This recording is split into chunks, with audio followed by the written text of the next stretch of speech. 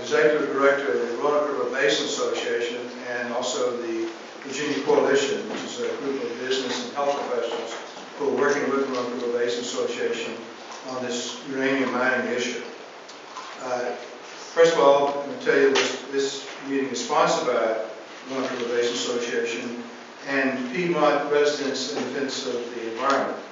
And especially I want to thank Ann Cockrell for helping us locate our speaker tonight and negotiate the situation to get her here. We thank her very much.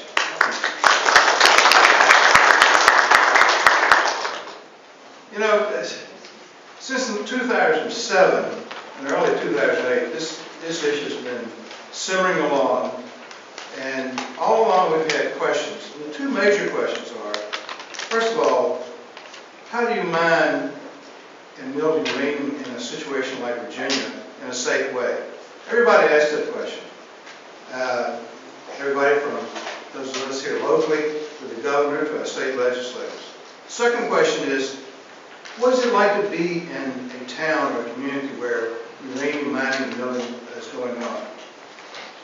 So in the last couple of years, we've had 7 different studies by 6 different organizations and entities, costing $2.7 million or more. Some of the best and brightest in our country have studied this, engineers, geologists, and whatever, scientists. And they haven't given us an answer to either one of those 2 questions.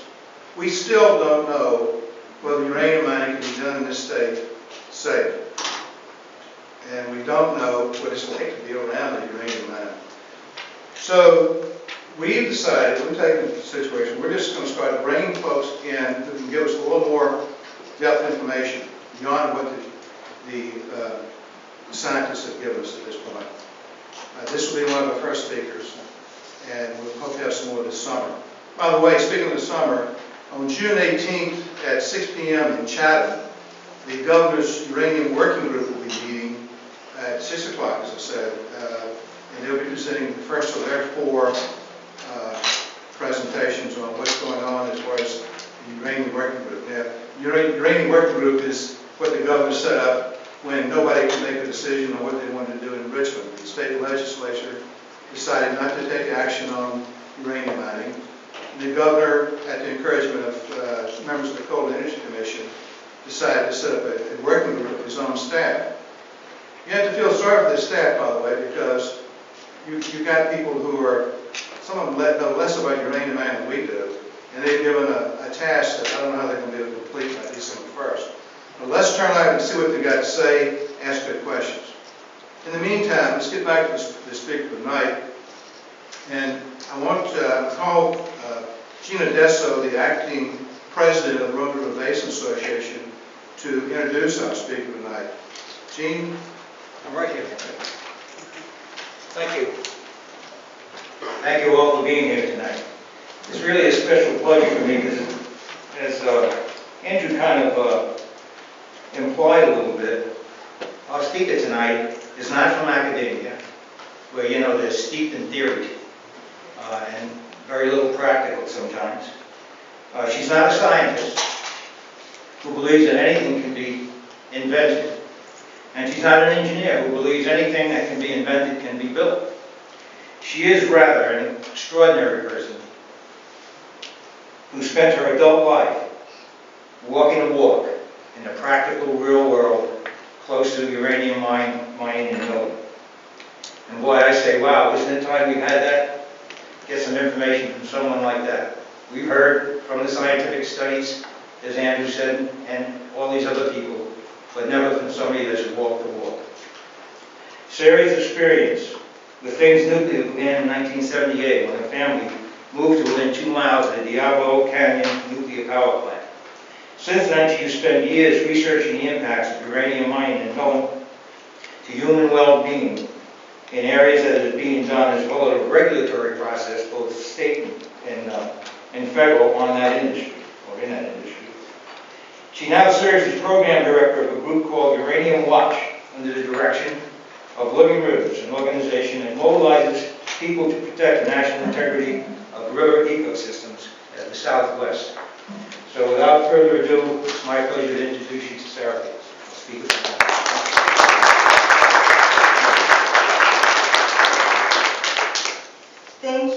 I'm very, very happy to be here, and I've had a wonderful time thus far. I had a wonderful tour of Danville. I've talked to a number of people, and I've been treated to wonderful hospitality.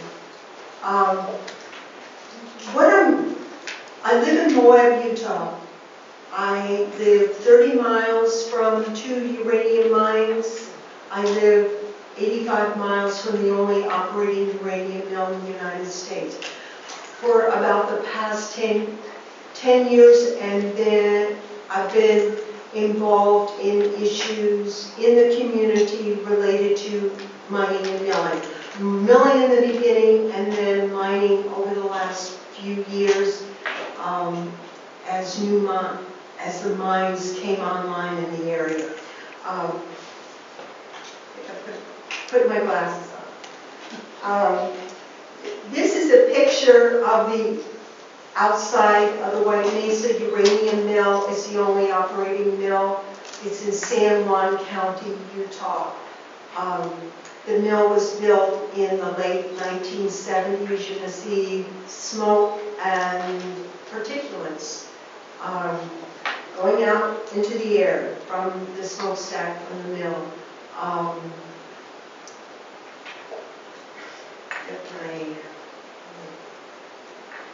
I want to talk about some of the issues, not how they were presented by the National Academy of Sciences, but the actual issues in the United States related to a uranium mining and milling operation.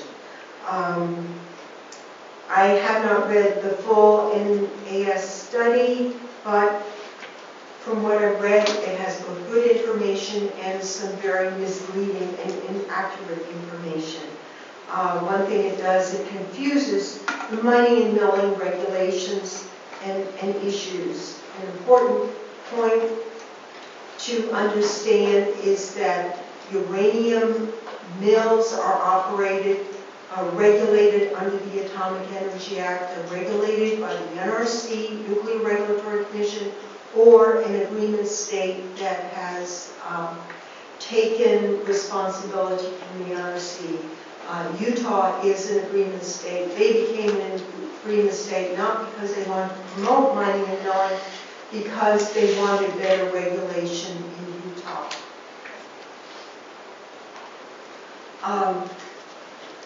The mine and the mill, if they do remove the ban and have a approved mining and milling operation in Coles Hill, would be a separate mine and a separate mill site. They wouldn't be considered one total mining and mill site. And they'd be separate because they would come under two different regulatory programs. One of the important aspects of the NRC program is that it must comply with the National Environmental Policy Act. That means that the license approval process would require an environmental impact statement. But because the mining operation would be so close to the mill, they would also have to look at the environmental impacts of the mining operation, even though the NRC would not regulate the mining operation. Virginia, at this time, would have limited authority over any uranium mill, unless it became an NRC agreement state. First I'm going to talk about mining, then I'll talk about milling, and then I'm going to talk about a license approval process, and then some of the reasons why I believe that it might not be a good idea for the state of Virginia to become an NRC agreement state. And that's because I've had experience both under NRC regulation and under agreement state regulation. So here, uranium mining would be regulated by the state of Virginia. However, it must comply with certain federal air quality and water quality standards. One of the most important of these is the air quality and the radon emissions. If you have a uranium mine, you're going to have the emission of radon. If it's an open pit mine, there are no federal regulatory standards for open pit mines. That's because in 1989, all the open pit mines had closed down and the EPA didn't feel that was necessary. But for all underground mines that will have mined or intend to mine at least 100,000 tons of ore, and that would probably include the Coles Hill area if that goes forward, would be subject to the EPA radon regulations. And whether or not it's regulated by the EPA, an underground mine has to emit radon. Radon is a radioactive gas that disintegrates very quickly into highly radioactive particles that a worker or a nearby resident or a person can breathe in, and then it breaks down into particles that will lodge in the lungs. And this is what caused so much damage to early uranium mine workers, and so many health impacts and so many deaths because of lung cancer. So you have to vent that radon. So and when the radon is vented, the dose to the nearest person is 10 milligrams per year. The radon emissions are measured at the vent. So what you have is a mine, and underground it goes out in various directions. So they have these vents that go from the surface into the underground workings, and then they have fans up at the top or down at the bottom. They can draw clean air into the mine, or they vent dirty air out of the radon, diesel fumes, fumes from explosives out of the mine. So they go out into the community. You have that standard is a dose standard to the nearest resident. So but they don't measure the nearest resident, or the nearest school, or the nearest office or farm. What they do is they put it in a computer program and they calculate it. One of the things I noticed about the National Academy Science Report, it gave the impression that there's all kinds of monitoring of the radon and other radionuclides and whatnot around the uranium mine. Not so. The only thing they have to measure is the radon that comes from those vents, and also from the mine portals. They also use the mine portals to vent radon. And that's the only regulation. It's under EPA 40 CFR Part 61 subpart B. Those are the NESHAPs, National Emission Standards for Hazardous Air Pollutants. Radon, radionuclides are a hazardous air pollutant. I'll show some pictures of vents later on. The next big issue in the mines is the water quality. You're going to have the wet mines. That means water will have to be pumped out of the mines. They'll probably have to draw down water to even dig the mine shafts. And if it's an open pit mine, also water will flow into mines. So they have to get rid of that water. That they could probably, and they intend their statements they've made pan out, they would use some of that water for processing at the mill. But they would have to clean up water for disposal off-site. That would mean they have to put it in a pond, and then they have to run it through maybe an IX column to remove the uranium, or barium chloride treatment to remove the radium. And radium is one of the important radioactive constituents in the mine water, and they have to get rid of that. But even under the EPA standards, anything that gets discharged off-site is going to put uranium, it's going to put radium, it's going to put other chemical constituents that are found underground into your creeks, which lead to rivers. I don't think they indicated exactly where it's going to be discharged, but that is one of the major issues. In the West, they used to even not require any cleanup, so there are many water courses, particularly in New Mexico, that were highly contaminated because of that mine water discharge. You'd also have to prevent migration of the groundwater off-site. You have a mine, you have water that would come into contact with that mine, and that could cause the contamination of the water in the vicinity, and they don't want contaminated water going off-site. However, once it becomes contaminated, it's not necessarily so that they would catch all the contamination going off-site in a timely manner, and sometimes they don't even catch contaminants for years that migrates off-site. And if they have to start cleaning it up, it's very expensive, and it presents a big difficulty for the industry, for the regulator, and for the community. Right. Okay.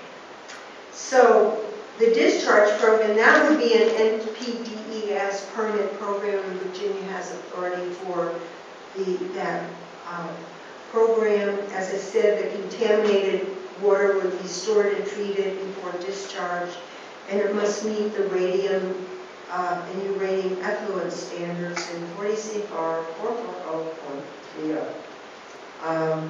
If they do start uranium mining and milling, you'll start to become rather familiar with EPA, NRC, and other regulations and how they're implemented.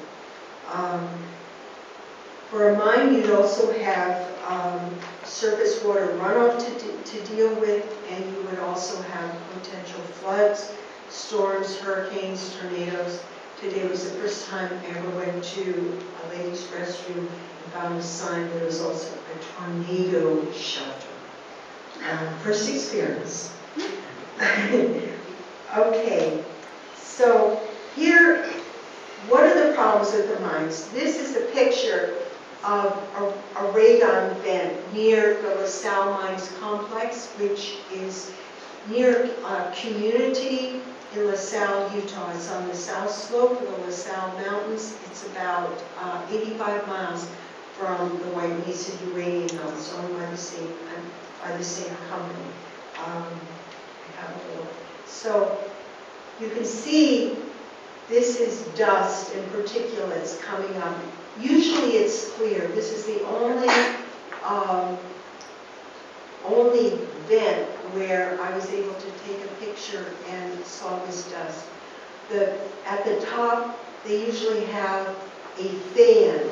Now, sometimes the fans are way down underground. So this goes down at least 400 feet.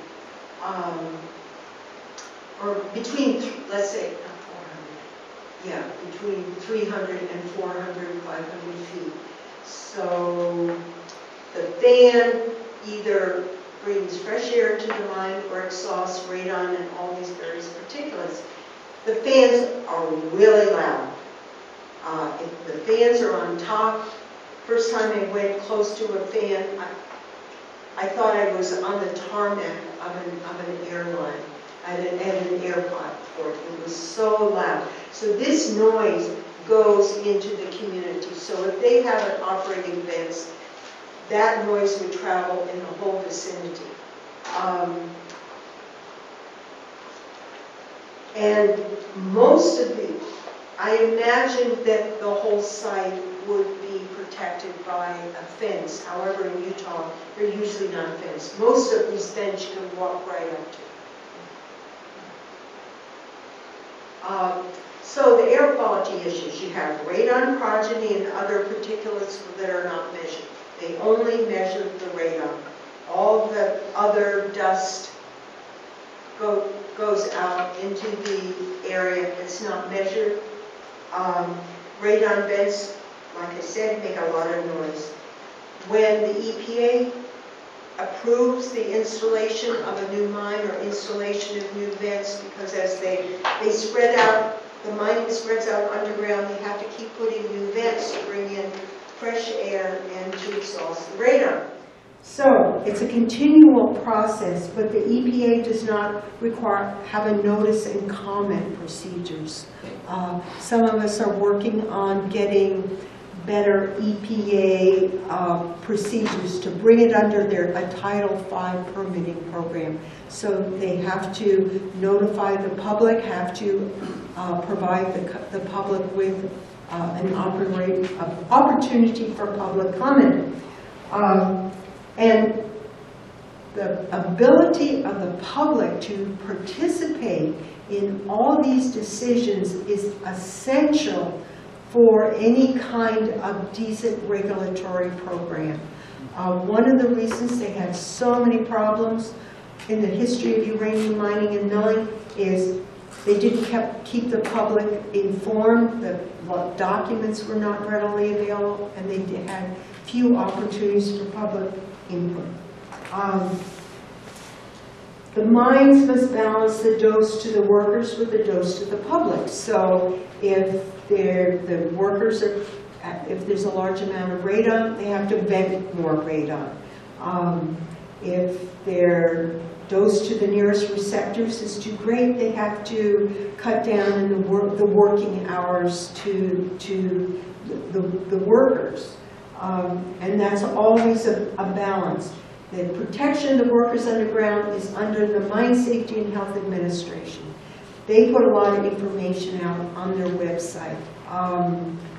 So that you can go to a website, you can look at a uranium mine, and you can look at their citation history, regulatory history for all the citations, their accidents, their violations, how much they were penalized. It's online. They do not measure the radioactivity at the receptors. So you'll have the air venting, so you have somebody living at the farm over there and somebody living in a farm over here. I know there are even dairies in the vicinity in Coles Hill. So they will just use a computer code to calculate what the dose is. They will not put a monitor at the different, what they call them receptors, but it's where people live, where people work. They don't monitor there, they crunch numbers. Okay, this is this is a newer radon vent. You can see how they had to clear a large area. So whenever they put in a vent, you have to have an access road. This is in the National Forest, so the National Forest Service had to permit this vent, and they had a notice and comment period, and I got them to do a little more checking of how they put in the vent, and they would have to reseed this area, and I was allowed to do an inspection. And here, I'll show you. Up here, you can kind of see a tiny little box. This is a track etch radon monitor. That's not the approved type of monitor from the EPA. The EPA has an approved computer code, approved radon monitoring system. They're under an EPA violation because they use the wrong type of monitor, and they've asked them to approve the proper type, so they're going through that process. Okay. other types of air quality problems from the mines. You have radioactive emissions from waste rock or pond soils and from locations, contaminated locations in the area. When they do the mining, about as much waste rock is produced as you have ore. So if you have 10,000 tons of ore, you're going to have a nice big 10,000 pile of waste rock right there at the mine. And that can emit arsenic, silica, radioactivity, uranium. It can blow around, it can contaminate the nearby soils, it can contaminate the groundwater and nearby surface water. The radon progeny from the vents is taken up by water and air, and yet there is no requirement to measure any of the vegetation or the soils in the vicinity of vents. I put in here, easy for mine operators to ignore opacity requirements. That has to do with the dust on the roads. Maybe that would not be a big problem here, but it sure is in Utah, where we have an average generally between 10 and 12 inches of rain a year. And that usually comes in, you know, it's not like a little bit of every day over a period of time. So there are long spaces where you would have little or no precipitation. So there's a destruction of vegetation from vent road installation, and the community is exposed to radon and radioactive particulates. And there's no way to get around that. That's what's happening in LaSalle, that's happening any place where you have an uranium mine where you have people living in the area. Most uranium mines, uranium mines operating now, there are 4 of them. 2 are pretty isolated, one very isolated, one about 7 miles from a nearby rural motel and tourist site. They do not collect health data, and there are no health follow-up studies. What health follow-up studies they've done in communities where there's been mining have happened years after the fact, when all of a sudden they become concerned. They became concerned, particularly on the Navajo Nation. So they're doing a lot of health studies there now. But they don't come in first and find out how many people, whatever the health is for everybody. And one of the problems with radon is sometimes the health effects don't occur till decades later, and many of those people have moved out of the community. So 20 years later, they're not going to connect their lung cancer to where they grew up or where they lived for a while around a uranium mill. This is a picture of the Energy Queen mine in LaSalle, and this is a wet mine. So this is a mine that's not operating, it's been on standby for decades, and while it's been on standby, the mine workings have filled with water. So when they start operating that mine, they're going to start cleaning up and discharging millions of gallons of water, and this is where it's going to go. This is the old, where they discharged water before, some of it untreated, so they're getting ready. So this is a little bit about what some of the water quality issues, particularly here in Virginia. What will happen to the mine water that must be removed from the mine operation? Some will be treated, the rest will be discharged. Where's it going to go? They haven't yet said, but it will have to go off-site. So in order for this operation to go forward, they have to contaminate the water in this community. There's no way to get around that. Some mines, they put it in lined ponds and they evaporate it. Well, that would not be feasible here because you have too much water and too much humidity. Another issue is after operation, the water will come back into that mine, so it has the potential to go out. The contaminated mine water would just flow back out into the local watershed. Groundwater remediation is very difficult and very costly. Here's a uranium mine waste rock pile. It's 40 years old, not much vegetation. That's up in LaSalle. So here's other mining issues. Waste rock is the major surface impact from a uranium mine. There's no way to get around it. If they do an open pit mine, additionally they have overburden. So you have even more rock. Overburden piles can be huge. These waste rock piles will remain in place forever. Maybe they could put it back in the mine, but if it's going to be a wet mine, that might even make it worse. So the waste rock piles have radium, they have uranium, they have silica, arsenic, other constituents.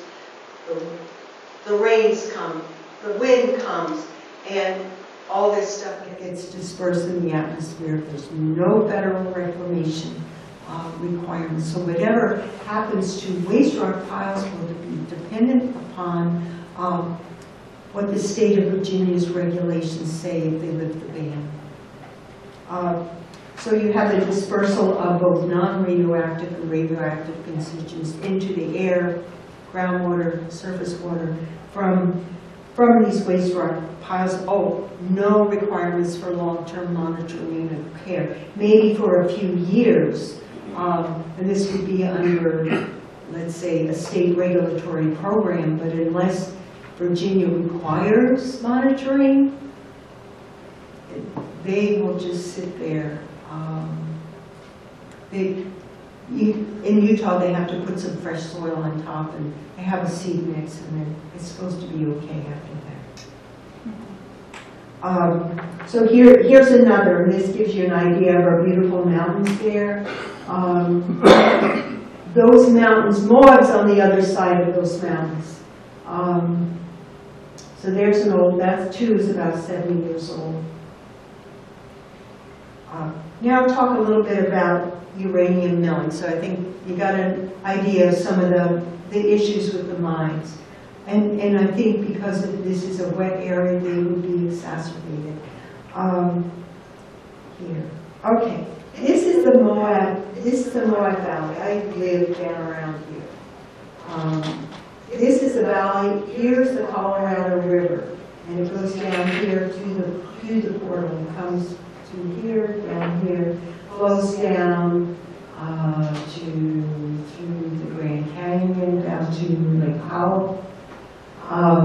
This is the Atlas, old Atlas mill. Here's the mill, here's the tailings impound. This is what you guys are paying to have removed. It's being moved at taxpayer expense. Be about $1 billion by the time they get done. So the tailings they've been leaking uranium into, and other, particularly ammonia. That's another constituent that it goes into the groundwater. There are endangered fish species on this river, so ammonia is another important constituent that goes into the groundwater from uranium dust. This is not mine.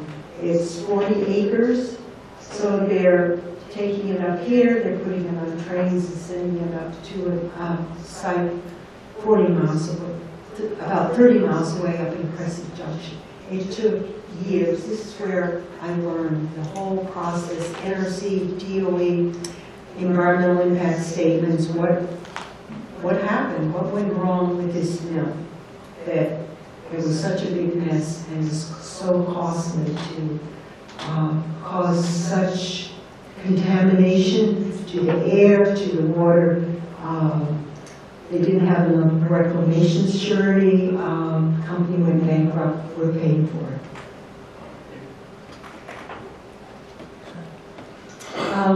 Here are some of the major issues with mining, and one of the big issues is who would regulate the mine, the mills. Would it be the NRC or the state of Virginia take over?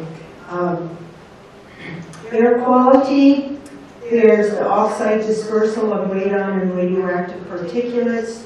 The radon standard for the oxide dose, and this is just not for radon, but for all the radioactive particulates. Maybe it is just for radon. Oh, it's radon and other radionuclides. It's 100 milligrams per year, where for the mine, it's only 10 milligrams per year. I guess it's 100 because they feel that they could not comply with the 10 milligram standard. In the Coleshill area, you would have radon and radioactive emissions from both the mine and the mill, and that is unusual. Usually the mine is many miles from the mill. Moral air quality issues, you have fugitive dust, you have non-radioactive emissions, and mill operation stink.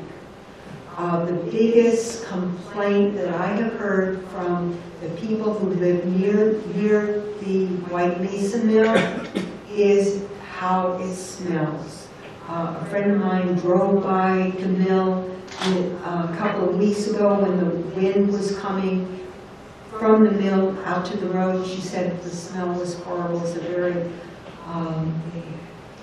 very bad smell. So, depending on which way the mill, the wind blows, whoever lives in the vicinity of the mill is going to smell some very bad smells. Also, you have truck, diesel generator, and equipment emissions. Water quality, contamination of ground and surface water from surface runoff. You have leakage of tailings and impoundments during operation. They have liners, but those liners are expected to have some leakage, and they deteriorate over time. It's a toxic soup. It's chemicals, kerosene, sulfuric acid, and if any of you have read that Uranium report, he talks about that over time that the pH would go from alkaline to acidic and back because of changes in the chemical composition and because of bacterial action. And all that eats away at those liners. They're not made to last forever. But the tailings impoundment is supposed to be there forever. You have monitoring wells. Monitoring wells won't necessarily detect leakage. And also, if you have existing uranium in the ground, unless they have really good background, really good baseline data, when there's leakage in there, the amount of uranium in the monitoring wells has come up, they'll just say, oh, that was just from uranium that was already in the ground. So they have a lot of tricks, a lot of ways they get around the possibility that they may be actually contaminating the environment.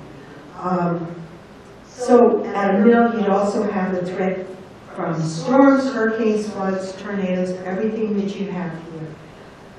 If the groundwater becomes contaminated, they would have to have a groundwater cleanup program, and before they close the mill, they're supposed to have make sure all the groundwater meets regulatory standards. If they don't, what do? They ask for alternative standards.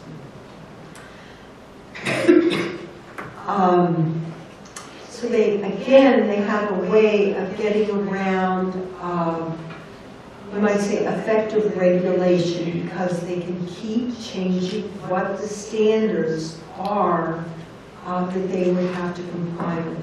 They have various processes, but the regulatory agencies have a way of rubber stamping and approving any of these requested changes, like alternate concentration limits. And these are all in NRC regulations. If you're really interested in mine regulations, just read 10 CFR Part 40 Appendix A. It's right there. They have various criterion, and that's what the NRC relies on. Tailings, miners eventually deteriorate. Miners are not designed to last a lifetime. They couldn't possibly design something to last a lifetime.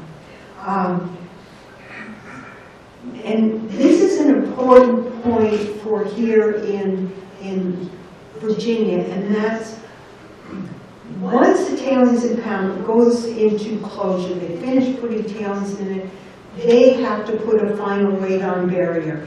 Before they do that, they're supposed to dry out the tailings pile. Well, how are they going to dry it out here in Virginia? How are they going to dry it so that they can put the radon barrier in so there won't be settlement after the barrier is put in place? And so they can dry it out so liquids will not leak into the groundwater. The barrier is supposed to keep the radon in, keep water out, so there won't be continual recharge of the tailings pile with liquid so that it will leak out. I mean, what happened in Moab is you had it on a floodplain, there's continual recharge and continual leakage. So as far as I can tell, any mill in this area would be a perpetual threat to ground and surface water because it would be perpetually in place. And if it's wet, there's really no way over time to keep it from contaminating the water. Let's see. Other milling issues. In the experience of mine owners, operators, and workers, they need to find experienced workers. The Utah Connection. Ron Hochstein, who is the CEO of Denison Mines, who owns the mine and the mill in Utah. He's director of Virginia Energy Resources, which has a 30% interest in VA Uranium Holdings, which owns VUR. Denison Mines is a bad mine safety and compliance record. An experienced worker was killed at Bandura Mine due to mismanagement, incompetence. Worker's family was never compensated. They currently have almost $200,000 in MSHA penalties, largely coming from that mine worker debt, and they contested those, so they've never paid them. New mine and mill workers are more susceptible to injury. Large turnover of workers. Starting wage at White Mesa is $13 plus an hour with no benefits, and they might work a couple of years at that wage level. Here's a picture of the White Mesa mill, and it shows here's you can see they made this is an impoundment that's made below the surface level, but not really deep. I mean, and that's that may be the one that they have for fluids. Tailings placed in a line 40-acre tailings impoundment. Tailings impoundment would have a pond of water on top, and that's used to attenuate radon. But any extra water, they would have to put into a pond, a holding pond, and under EPA regulations, they could discharge that water. They'd have to clean it up, but they would discharge it. So you might have water going from both the mine and the mill discharged into the local creeks. As I said, tailings must dry out and settle prior to placement of the final radon barrier. And already, even in our dry climate, there's problems with drying out and settlement of too close tailing cells at White Mesa that no longer receive tailings. So how will they dry it out in Virginia? And how will they be kept dry over time? I don't know what kind of technology they conceive of. I think in a report they said they would just keep them wet. Well, if they're wet, then there's a greater potential of leakage from underneath the tailing, from the tailings impoundment. There's been little technical information available on what their actual plan is and how they would solve these problems. There's reclamation and long-term impacts. That's a current picture of the Moab Mill tailings removal project on the Colorado River. And it's right outside of town. Actually, this area is the largest wetlands on the Colorado River, and they found the contamination had gone from here underneath the Colorado River and was appearing in these wetlands. Oh, and right over here, this is your land too. That's Arches National Park, right across the road. So this whole area over here is Arches National Park. So that's part of the Moab community. There's some other issues. An unreclaimed mill or an unreclaimed mine could remain on standby for years. Tailings would be kept under government control forever. I don't know how long that's going to be. How long people will be here to watch over that, to monitor it, to make sure that any erosion is repaired, to make sure the any groundwater corrective action plan is implemented.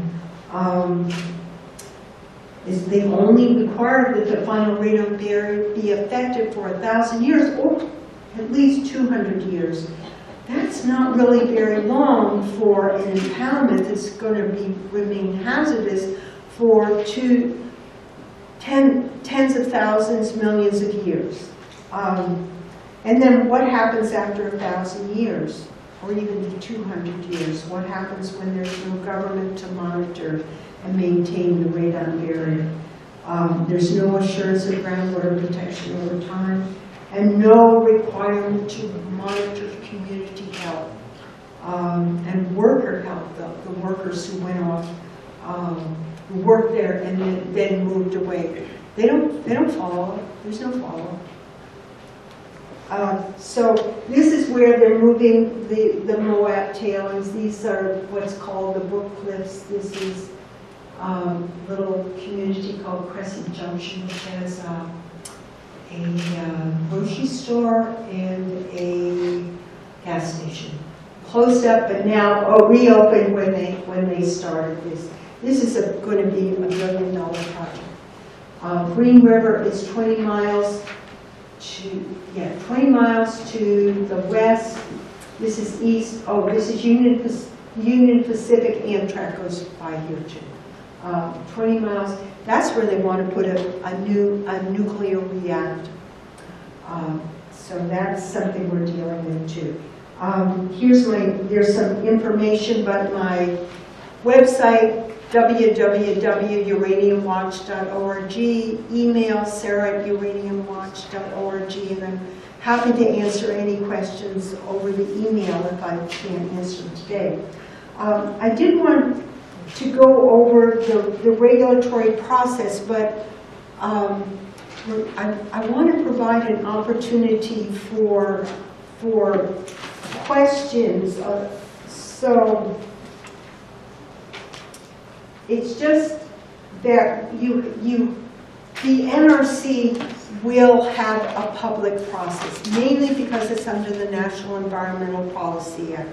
But if you want to challenge a mill being built, you have to request a adjudicatory proceeding at the beginning of the process, not after they've approved it. It has to come at the beginning. There will be publication of Federal Register notices.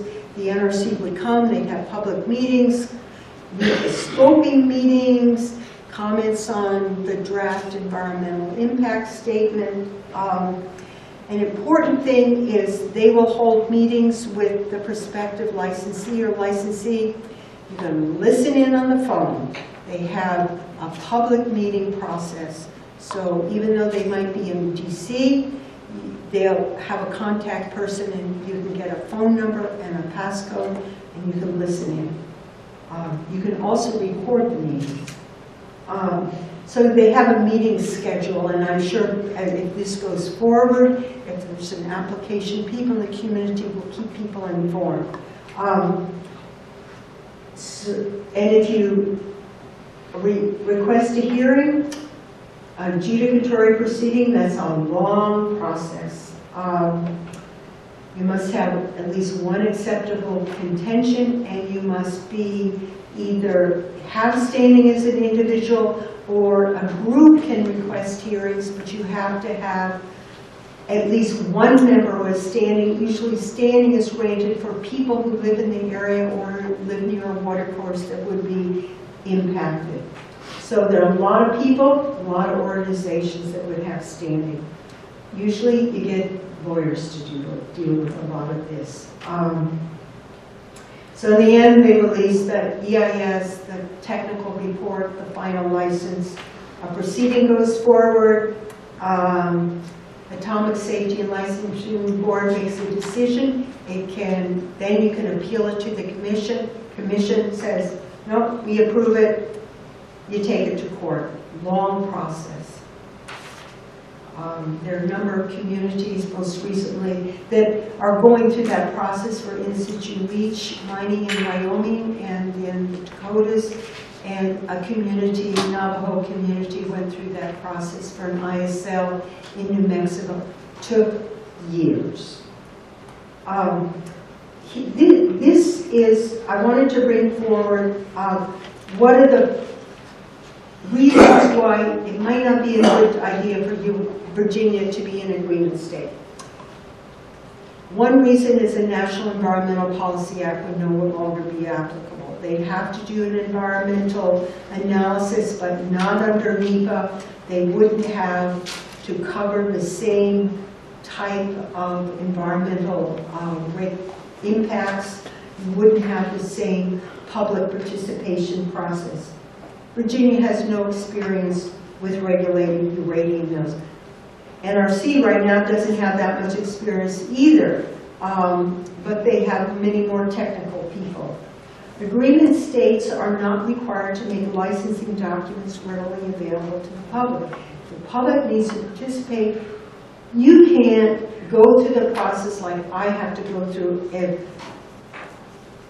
requesting documents through the state documents. Here in Utah, it's GRAMA. They get GRAMA requests. So you have records access process. In the NRC meetings with licensees are open to the public. In Utah and in Colorado, they are not open to the public. So a lot goes on at those meetings. It's a way to understand what the issues are, what the NRC is thinking, what the licensee is saying. They can't PR the NRC the way they might do the public. Agreement state budgets are controlled by state legislatures, which might provide appropriate funding, and agreement state programs can be subject to political influence. And this is from my own experience with Utah. Okay, that's it. Why don't I go back up to maybe a picture and questions. Okay. Have any questions? Yes. But you go back to the picture, original picture of Moab. Oh, The 16 million tons. Right, I've got it here.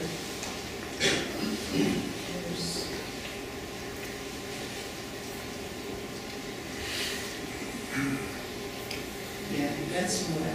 You notice there's 16 million tons here, at this location at Coles Hill, we're talking about 28 to 29 million tons. So 80% more tons would be at Coles Hill than was at this location. Right. One of the differences would be they couldn't put it all in one tailings impoundment. What they would have one cell next to another cell. So they would separate them, and once a tailings cell is filled, they're supposed to dry it out and put a cover on it. There actually is only there are only 2 40-acre tailings impoundments right now, and they're at the White Mesa Mill, and they're only recently constructed. All the old ones were larger than that. They could also have a larger tailings impoundment, but they'd have to dry the tailings out in the other parts and only keep 10 acres open. But it seems like if the rain fell on those 10 acres, it would get the other part wet. There is no such a tailings impoundment in the United States right now. Yes, up there. It's obvious that it is dangerous and it's going to contaminate the waters and the air. I've gone to meetings previously, you've been there, I'm sure. The gentleman from Colorado, Bob from Colorado, had no interest except to inform us. And he said there's nothing good happens, you know, for the people that live around in the area. But my question is, what can we do to make sure that this does not happen? It's really, I gathered some of the literature against lifting the mine and all, and talking to people. It's appalling that how many people just nonchalant, they don't even know about it, or they don't have any concern, or they, you know, it's amazing. And I called and went online to voice my opposition to lifting the ban to the senators and the federal people. The federal people say we have to appeal to the local people, that's who will make the decisions and all. But anyway, I am very worried about it because it's going to render your property value and not, you know. I mean, if you live near that mining site, your property value is going to go down to nothing, and your water going to be contaminated, no matter what they say. So it's very disturbing. But what can we do? Have we notified people in the surrounding area that are going to be affected also, like near in the Tidewater area and in surrounding North Atlanta and the other areas that may not be directly impacted like Danville, but you know, inevitably their water will be contaminated also. Well, I think one of the things that these organizations who organize this event are doing is trying to inform people and keep the ban. I think that's probably where a lot of effort should be put. And there's an article today in the Martinsville paper where I spoke last night, and apparently there's going to be some demonstrations, some protests up at the when the legislature meets again. I'm not sure when that is. Because I'm really familiar with how things work in Utah, but I think trying to keep that ban and getting the word out to people and other organizations, and also focusing on the state legislature. So keeping the ban is important. they want to go ahead with some regulations. That Virginia study had a lot of fantasies about the best practices in uranium mining and milling. I'm not sure where those best practices are practiced and how long they've been practiced and what the results of the practice has been. And why are they still practicing? I mean, how come they haven't gotten to the real thing? But it's partly informing, and really, it would be great if some of those legislatures could come out to Utah to see some of the realities. And of course, people have different approaches. And if someone from Denison Mines was up here, you would not get the same talk as I would give. But I've had a lot of experience and dealt with a lot of regulators. So, and challenge, if they're going to put together regulations, you comment on those regulations. You demand public participation. You demand, if someone objects to a mill or a mine, that it isn't just the people who live in the neighborhood or somebody who lives downstream, that people have the right to challenge whatever decisions are made, and that there's notice, that there's comment, there's public availability of documents, that these decisions are not hidden away, that people know that there's public notice online, newspapers, on email lists, and also if they propose a mill, you can challenge that. You can challenge any decision that the NRC makes on that mill licensing. And you can hang it up for quite a while. Money, it costs money. I mean, I don't even know where they're getting all that money and how they will get this money, how they will have a money-making operation. Denison Mines has no debt. They lost $70 million last year. They're selling their mine, they're selling their mill because they're getting off their properties, their uranium operations in the U.S. because it's their unattractive property. So they can sell their mining operations in Canada and properties in other international areas. So I don't see that the uranium mining industry, even in the U.S., is doing so great. I'm not sure why they lost their $70 million, but they're getting off their operation because it's not making them enough money. Yes. The woman up behind you, I'm sorry. I take a look at that picture, and if that becomes Chatham, what are we looking at about prosperity? How would you describe the prosperity, the taxes paid, not only to your county, but your state, and the quality of the picture there for the people? Well, I'm not an economist. I know when that mill closed down in 1984, the community lost a quarter of its residents and property values went plunk. What's come back is a very viable tourist economy. We have Arches National Park. We have lots of things happening to bring in tourists. We have walk down the street in the summer and you hear people speaking German and French. So it's a viable tourist economy, and you too could have people in this beautiful community speaking French and German. Just advertise in Germany. We have a very active promotion of our community in Europe and in Canada.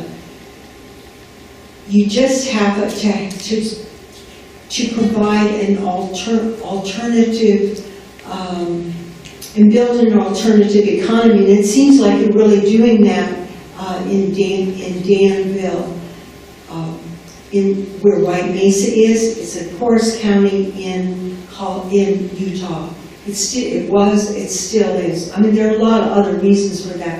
It brings in tax revenue because of the property taxes.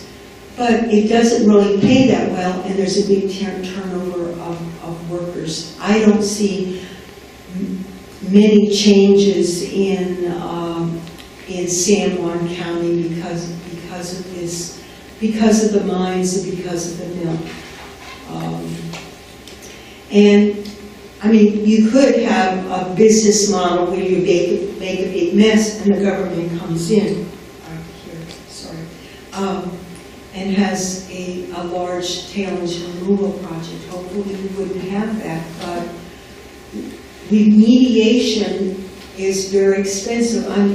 Department of Energy is spending billions every year to clean up the mess the Atomic Energy Commission and the Department of Energy made, because they didn't deal with their waste.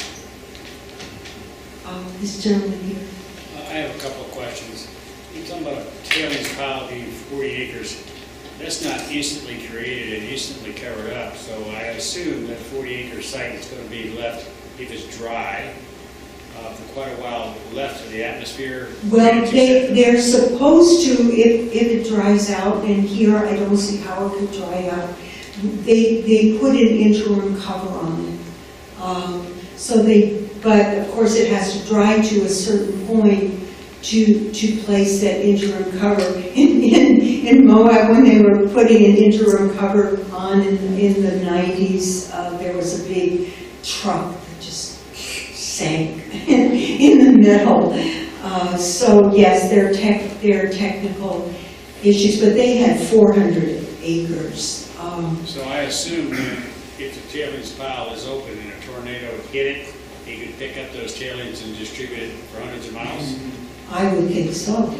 And a hurricane and water, and they would have to have an impoundment to take runoff if there were a hurricane, and all of a sudden in one day you have 10 inches of rain. Where's that water going to go?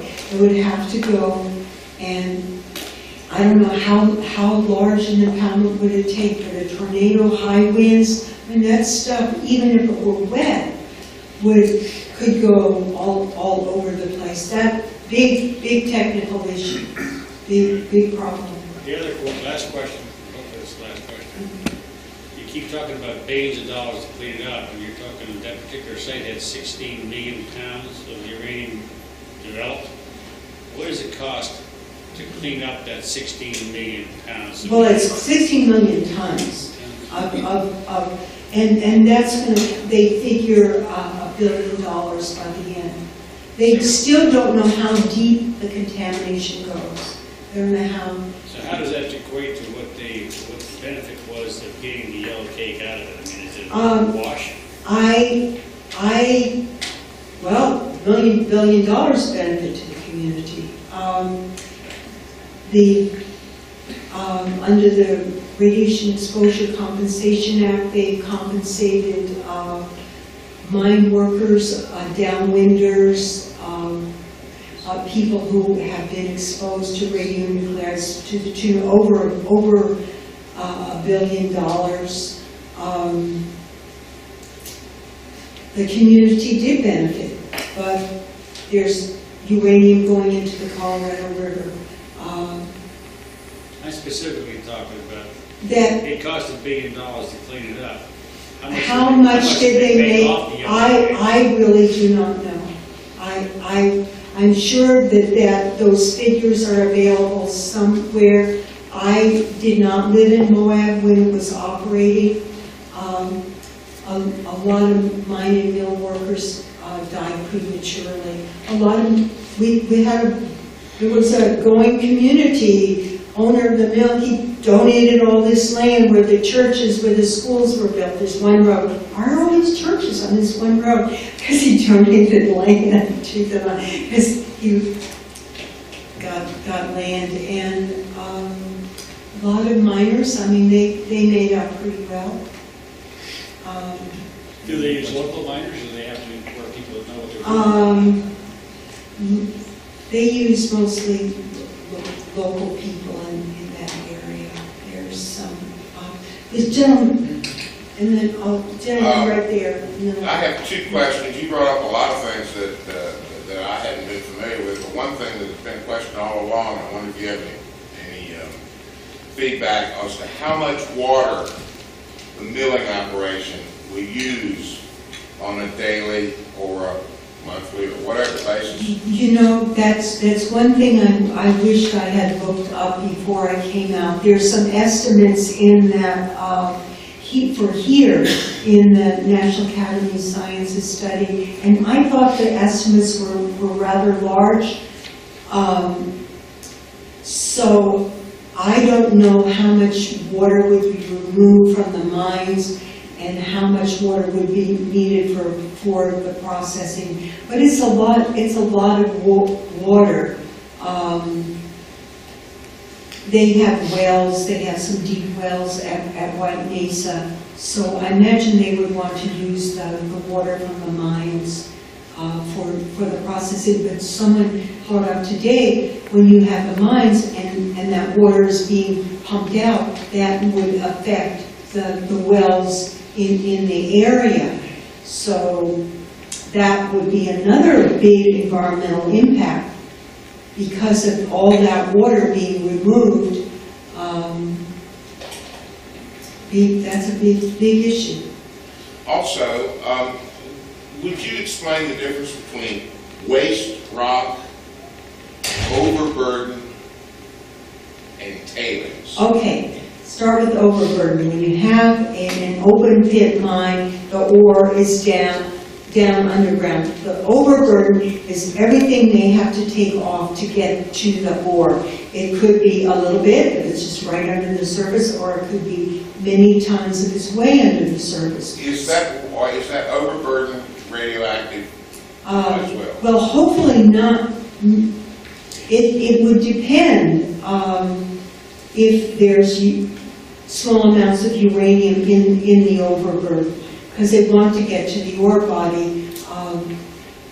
The ore layers, it would depend upon the geology, but it could be a large amount. There's a huge pile over in Colorado where they've taken overburden. They haven't gone to the ore body because the bottom dropped out, but a humongous pile of rock.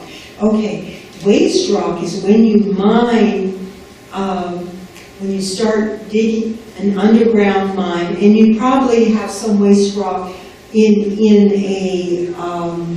an open pit mine. The underground mine, about as much rock is considered waste rock as ore. So if you mine 100,000 tons of ore, you're going to have 100,000 tons of waste rock. That's the rock that can contain some radionuclides, uranium, silica, arsenic, but it doesn't contain enough ore to make it economical to process. So sometimes they actually store on another side, they store some of the ore, low quality ore, and if they hit some high quality, then they'll mix it together.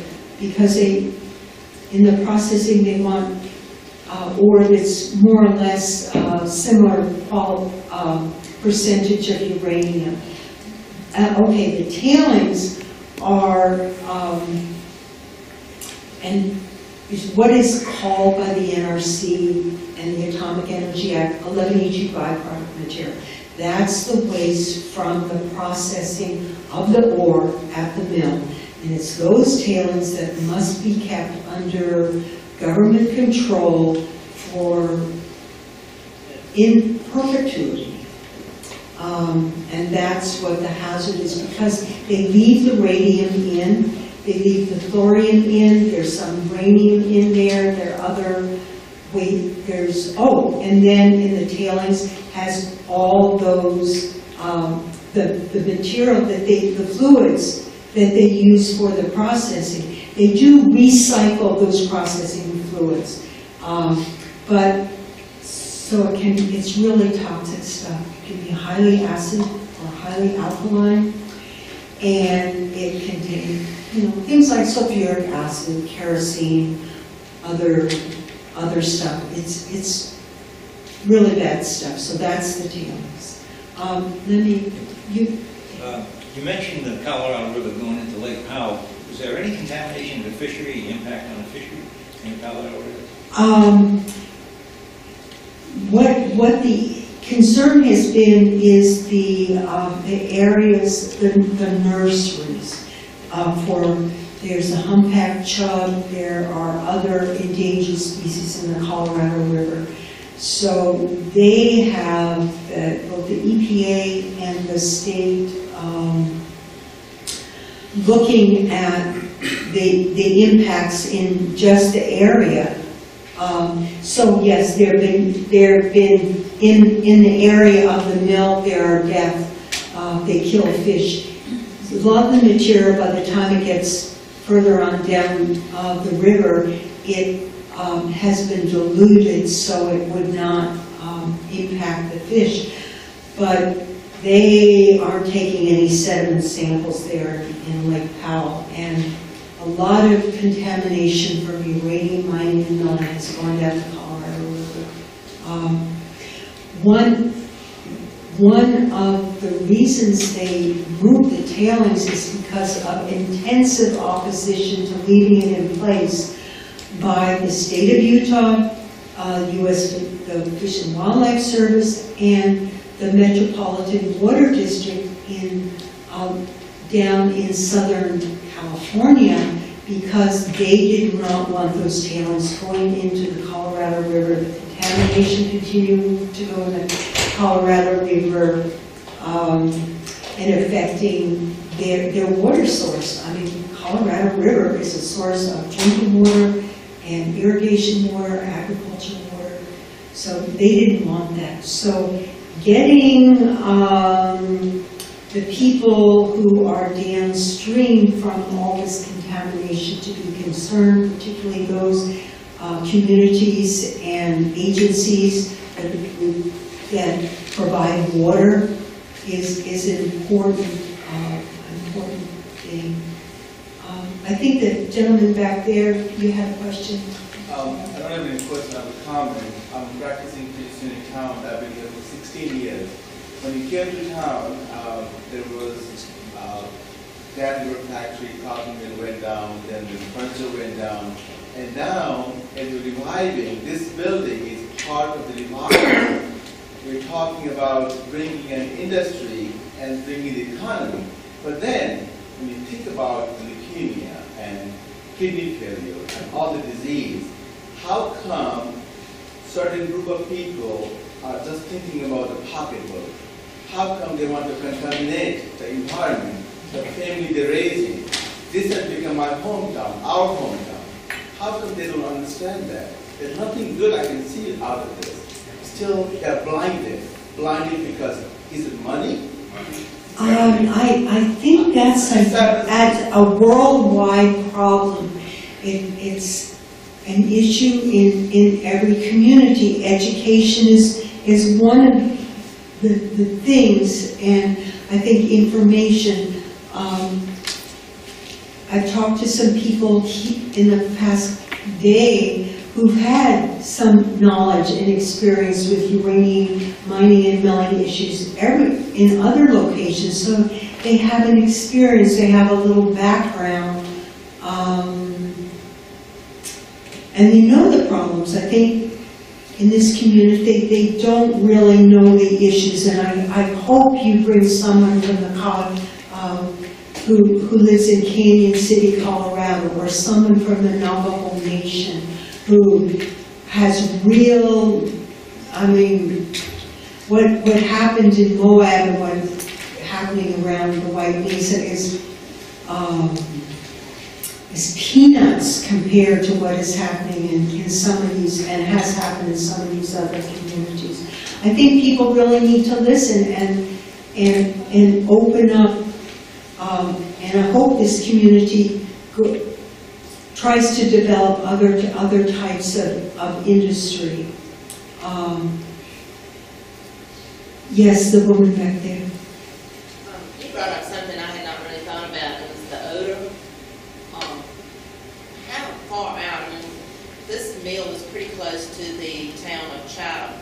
Would that odor go out into the community a long distance on a windy day? Well, the community I know lives 4 miles away.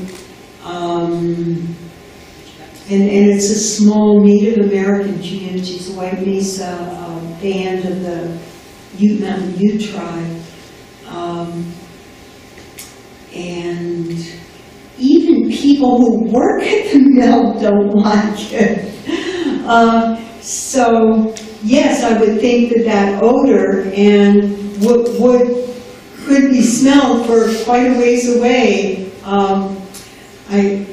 that a constant odor? I mean, Well, it's whenever the mill's operating, and it operates 24 hours. What causes the odor? I guess the sulfuric acid this year. Are you getting it if you smell it? Are you getting polluted with radionuclides? I think you would get some radionuclides, but every mill and also would have an air quality permit for those off-site dispersal of non-radioactive emissions, so they would have a state air quality permit. Okay, okay. I was very impressed with the NRC regulations that you spoke of, and then you added the alternative regulations. I was reading recently an article of 1980s of the Danville Register and Bee, where they covered a meeting for Marline.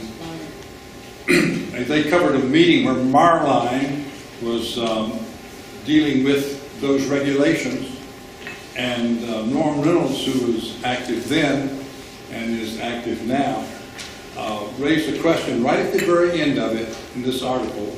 It says, well, we would like for you to consider us and our position and something like give us some time to reach up to the level that you would like for us to be. Set your regulations low. Give us time to adjust to all your regulations.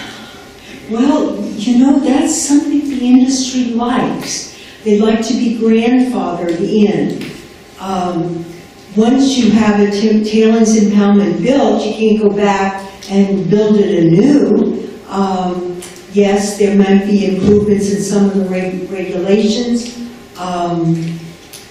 but once regulations are in place, they're very hard to change. And the National Mining Association, which represents the uranium mining and milling industry, has been historically adverse to improvements in regulations. So They fought the Uranium Mill Tailings Radiation Control Act. They didn't want any groundwater monitoring. Oh, we don't need groundwater monitoring around a uranium mill. They fought that. They got Congress to not fund the implementation of the Uranium Mill Tailings Radiation Control Act in '78. I've talked to a lot of those people. I've gone to their workshops in Denver. I finally decided not to go anymore. They want you then to set the standards low and then grandfather them in. Yes, or never even get to better regulations. Because once you construct it, I mean, that's what you constructed, and they don't want to spend another additional $1 million to retrofit things. I mean, that's what's happening in the uranium industry, I mean, the nuclear industry right now. They don't want the changes. The lady in the back. Yes, I was wondering, has anybody noted about the health issues around people living around 1 mile, 2 miles, 3 miles of the line? One of the problems with active uranium mining and milling is some of the health effects don't turn up till long afterwards. I know that people who live near the White Mesa Mill have problems besides the smell. There are a lot of kidney problems. One reason there are kidney problems is, well, there's poor diet is one issue, but also uranium that's ingested or uranium that's consumed in water is very bad for kidneys. So if any wells become contaminated, you have real problems. But how many wells are in the vicinity? How often will they be monitored? Who will pay for the monitoring? So much of the monitoring, so much of the realizing, oh, we should have better regulations, better studies, that comes after the fact. You have... Even the monitoring they were doing when they were doing test runs, and there was some contamination there. When they went back to them and said, you know, this has contaminated my well, they said, prove it. Right, that's why it's important to have sound baseline data, but even then, if you have an area that is so, where there's so much uranium, that's an issue. So are they going to pay for everybody to have monitoring of their wells, not only just one sample, but over time? Because a lot of this determination whether there's actual contamination is based on statistical analysis of the monitoring data. That's how they do it. You look at the regulations. So, okay, after 6 months, is this a statistically significant change? And then what do we do about it? So, I don't think they're going to take baseline data from every well in the community. I mean, that's just the reality. They talk about best practices. Best practices don't mean anything unless they're part of the statute, they're part of the regulations, and that you have a well-funded agency that implements them and has teeth. I mean, what is a $100 fine? It's meaningless. What is a yearly inspection or twice yearly inspection? Nuclear power plants, they have an NRC person on site at all times, or at least during the day. Well, you know that there's like 250 private wells within a 2-mile radius of that proposed site. Right, and if there's contamination, they'll probably get out of it. Try to. They already have. Yeah. Yes. The lady here, yes. Will this, if there is a mill there, will this likely be the mill that takes in ore from Virginia, since Virginia is going to be lifting the ban? That's question number 1. And question number 2 has to do with alternate feed. I've heard about alternate feed. And is there the potential for alternate feed to be at the mill, and what would that mean so far as the what is going to be in the waste stream, and how will that increase the constituents of contamination and the amount of material that is going to be stored on site? Okay, I'll take you. Go over your first question yet? Will the mill, if there's a mill in Chatham? Oh, right. Will it take all the ore? Well, mills have a limit on how much ore they can process a year and how much yellow cake that they can produce. So if you have a mine and a mill, and those mines will supply sufficient ore to the mill, then there's no incentive to have other mines produce. They might, if let's say someone else operates a mine, depending if the mill owner wanted that ore, they'd give them a good price. If they don't want that ore, they wouldn't give them a good price. I know in Utah there hasn't been the development of non-denizen mines, except for one which they eventually bought, because they weren't giving them a good price. So if there's a lift of the ban, if there's another centralized source of ore, there's a potential for another mill to be built. So that's a possibility. As far as alternate feed, they put a lot in White Mesa.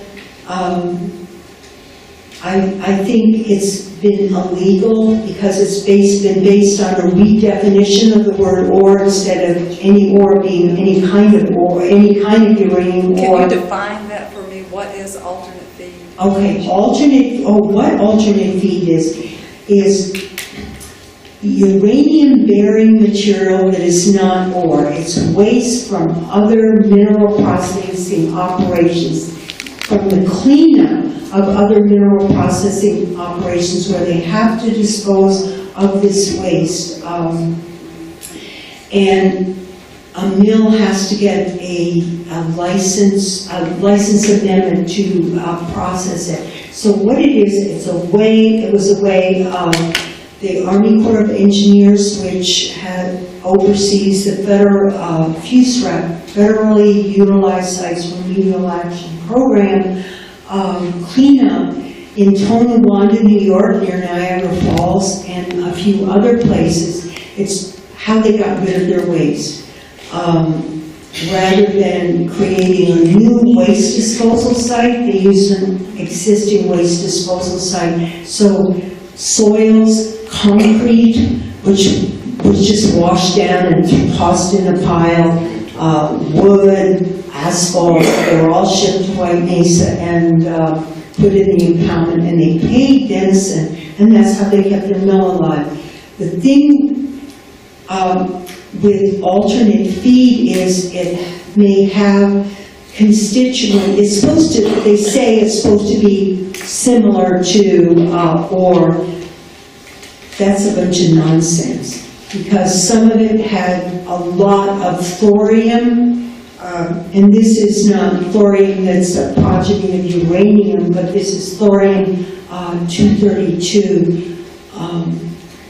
So it had thorium, it had some high constituents of hazardous materials. So a lot of material, if it were disposed of directly, would have to go into a mixed waste disposal facility because it had radionuclides and it had hazardous waste.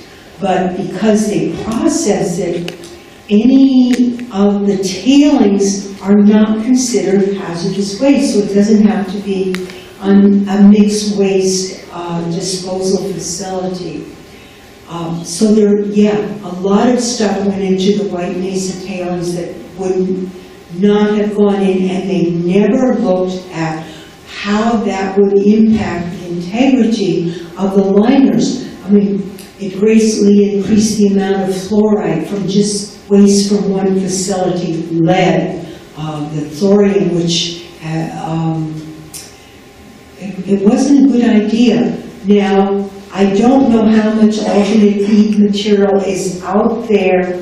There's sites that would have waste that could be considered alternate feed. White Mesa hasn't gotten a new license amendment for that type of feed for a couple of years. It may be out there. I just don't. You'd have to look at the FUSRAP sites, GOE sites, other sites that need to be cleaned up. But it's not a good idea. Could it also be from the power plants? No, it's too high. You cannot put transuranics in. You cannot. I mean, there are limits on the types, and you can ask a hearing. Much of my experience with the NRC is hearings on that issue. You made reference, first of all, to an organization, I believe, of uranium milling companies. The National Mining Association. They represent a lot of the mining industry. Coal is not, but they also represent oil, gas, and mining. Tony Thompson, if you have a mill going up in a mine, you might hear the name Tony Thompson. He's one of the lawyers. He's a lawyer for the National Mining Association. He is also a lawyer who represents the industry. Anthony J. Thompson, here in Washington, up the road in Washington, D.C. So, Every year, they have a uranium recovery workshop in Denver. The NRC comes, the EPA. A lot of interesting, good people come to that. And it is interesting, but right now the NRC basically only regulates in situ leach uranium recovery. Then I wanted to ask, VUI is saying that they're going to put their waste, tailings, waste, rock, what have you, back underground in the mine. Oh, well, for one thing, they could not put the tailings back in the mine. That's not allowed under current EPA regulation. 40 CFR Part 192. I think it's, there's a few subparts in there, but the one for active uranium disposal. And actually, the EPA is going to do a new rulemaking for Part 192 and also the regulations for the size of the tailings impoundments and for radon emissions from the mills. So that would be something the community would want to be alert to and to participate in. And that, I think proposed rules are due out for some by the end of the year. What about the waste rock? Could they? Oh, waste rock, if Virginia allows that, they could put that back. But what happens in a wet mine is that it fills back up with water. So if you put all that rock back up, and that could mobilize whatever constituents were left in the waste rock, and that would, there's nothing to contain it from going out the mine. And it's the same with the mine water that is in the mine. As it would depend upon the local hydrology, as contaminated water would move out from the mine. I'm not a hydrologist. I'm sure that a very educated hydrologist would have a lot to say about that. Question? Thank you. Right here. Yeah, okay. I have one question and then I have one observation. The question is, you mentioned that some people were compensated quite well. I don't know whether it was below the Moab site or below the White Mill area. After they had some problems, I guess it was health problems. You say they were compensated by whom? Oh, okay. There's a program called RECA, RECA, which stands for the Radiation Exposure Compensation Act. That compensated people who were impacted during the time when the mines and the mills produced ore and yellow cake for the Atomic Energy Commission and for the AEC program. And the people who are compensated are those who worked in the mines and the mills and the downwinders, members of the military who were exposed because of all the testing, the above ground testing, people in Utah who were exposed to the radiation from the above ground and below ground testing at Yucca Mountain. So they have that program. Also, there's another program which gives them additional $50,000, but that's the cutoff line. So right now, there are proposals to include miners and millers from later times, but right now, there is no program for a uranium miner who gets silicosis, who gets cancer, or a community member who gets cancer. And also, those programs didn't compensate members of the family who maybe washed the clothes of the miner who came home all covered with dirt, or yellow cake, or so there have been a lot of limits on those programs, but there is a bill now to to improve that compensation. But here, But they were compensated not by the companies, they were compensated. federal government, the federal government. With our tax dollars. You bet, our tax dollars. And it was, I'm sorry. yeah, because of poor government regulation. And they did not tell those miners and those millers that they were, particularly the miners, particularly the Navajo miners, that there were any hazards. And a lot of community members were exposed. They got no compensation. My observation is that this is a three-phase process that we're going through. The first phase, and which you're a part of, is to educate people about the problems. The second phase is to convince our legislators, because this is going to be a political decision, to vote the right way. Now, if both of those fail, what are we going to do? We have someone who is trying to destroy our area. Now, when Japan attacked us in Pearl Harbor, we went to war. There are some of us today who feel strongly enough about this. If the first two fail, I'm willing to go to war.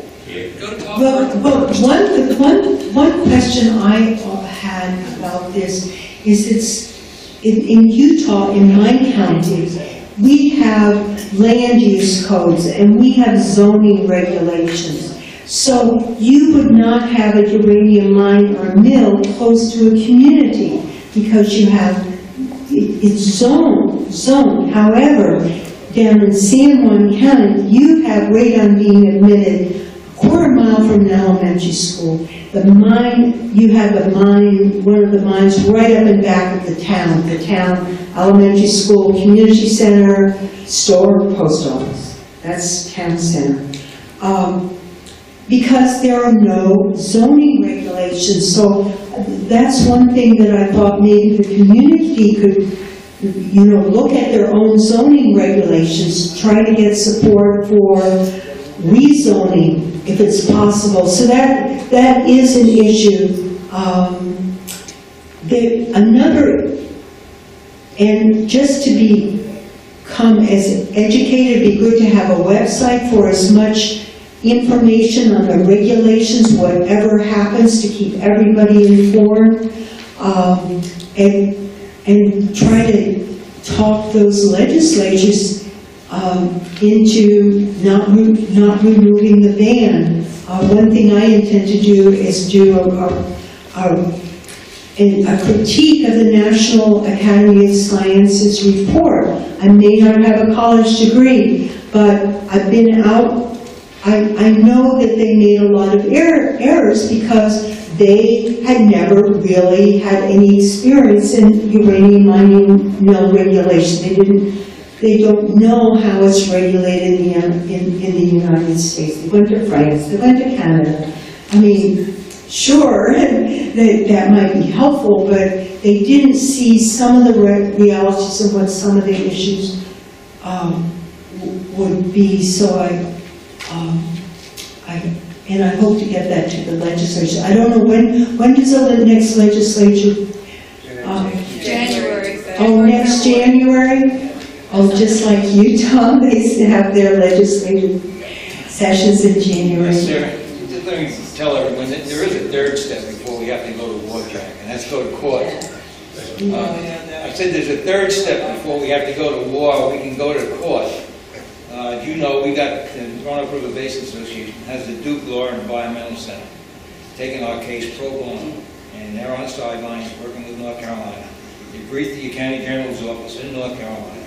We've got a North Carolina coalition starting. North Carolina has everything to lose and nothing to gain from this. Sarah's had one teleconference with the Duke people already, and so we're getting North Carolina ready to come into this thing. If Virginia thinks they're going to go ahead and do this without hearing from North Carolina, there is the Federal Coastal Management Act. There are a lot of things that can be done. You mentioned a couple of them. Yeah, well, one thing is that there are federal regulations having to do with disposal of waste on floodplains. That was an issue there in Moab, which is there. So there are a lot of legal handles that might prove effective. And when those and making a big fuss. As much a fuss, I would urge you when they have them, protests up there, protest, but also it seems like you've been doing a lot to me, a lot more going on here than near Moab. There also had a plan for a nuclear reactor 50 miles, 40 miles by the Crow and 50 miles by the highway. So we have a big challenge in our area. I want to thank you for the answers, and Jean, I'm willing to add a fourth step to that. But after the third step, I've got my wife. I'll be with you. I'll be with you if the third step, doesn't work. Look, here's the tape. Guys, Okay. she's talking about permits and regulations that I was Right, on the this is outside. what I know, but in 2 weeks, couple weeks, I'm going to the first demonstration against our proposed nuclear power plant. I'm also a plaintiff in a case having to do with the provision of water for the nuclear power plant. Also, people have to use less electricity. People have to save electricity. People have to have better designed houses and buildings. I'm sure this building is a very energy efficient building. People need to become aware, turn off your lights, use less, save electricity, save energy, don't drive so much. And I mean, it's not only uranium and nuclear power, it's global warming and oil, and we have some serious international problems, and we have to make some changes in our own lives, and that's... One final comment you might be able to give us that would be helpful. How long do you think it would take if we lift the ban in 2013 to go through the permitting and regulatory process that Virginia has to do, get the funds, and then answer lawsuits that may come from other states? Well, even without lawsuits, it would take, from 5 to 10 years. I mean, it would take a long time. Can I just add, this one person who never had a question. Chamberlain had asked you a question about the mill, and that was a concern. He would have a monopoly with the only mill on the East Coast. There is 55 other sites of uranium, potential sites in Virginia.